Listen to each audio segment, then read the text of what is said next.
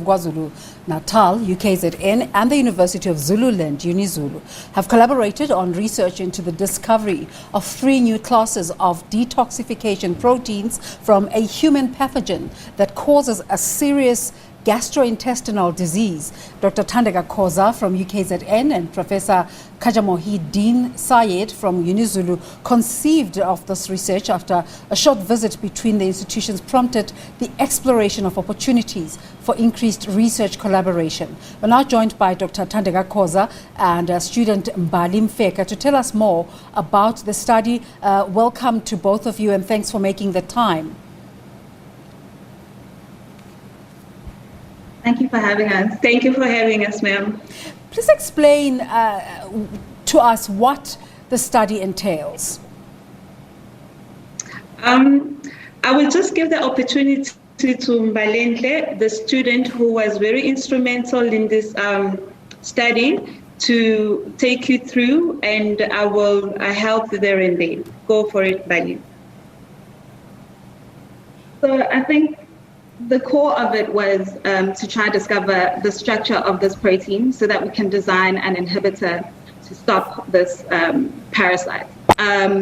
Leading the steps that we took to get to the structure had us going through different genetic investigations of it to find out the phylogenetic analyses of it. And then in us searching for that, we discovered that this protein is very new. It doesn't have, or it can't be classified under any other classes, and it branches out as a completely new class of species.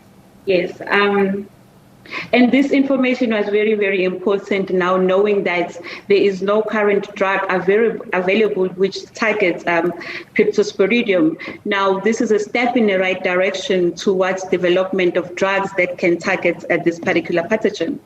And adding on to that, this disease is a major threat to children under the age of 5 years, and together with other diseases like Shigella, rotavirus, and Shigella and rotavirus. But with regards to Shigella and rotavirus, there are already vaccines targeting this disease, and yet there is nothing targeting cryptosporidium, which is amongst the leading causes of cryptosporidiosis in little children. So how does the study help those infected by the gastrointestinal disease? At this juncture, benefit.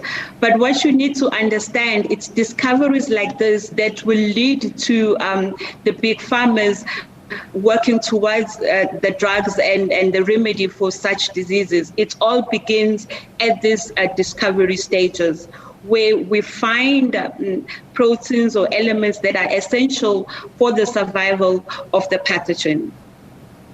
How far ahead is this discovery in the medical fraternity? It's just at the beginning. It's just at the beginning, yes. Yes. Yeah. And it's a massive one. So I suppose the next conversation now is going to trials. What's the conversation there? No, the conversation at this point is not yet going to trials. It's now identified, crystallized the structure of this protein so that we can, or the researchers can be able to design inhibitors that can inhibit the activity of this pathogen. What you need to understand is that there's a long lag phase from discovery to the actual production phase and the actual drug that is out there in the market. There's a 10 to 15 year old gap. Yes. Okay, so I suppose from now on we'll be watching to see developments. Thank you very much, Mbali, and thanks, Dr. Thandeka Khoza from UKZN. Yes, but I also want to make a special mention that this study would have not been possible without our co-investigators. University of Zululand, Prof. Syed was very instrumental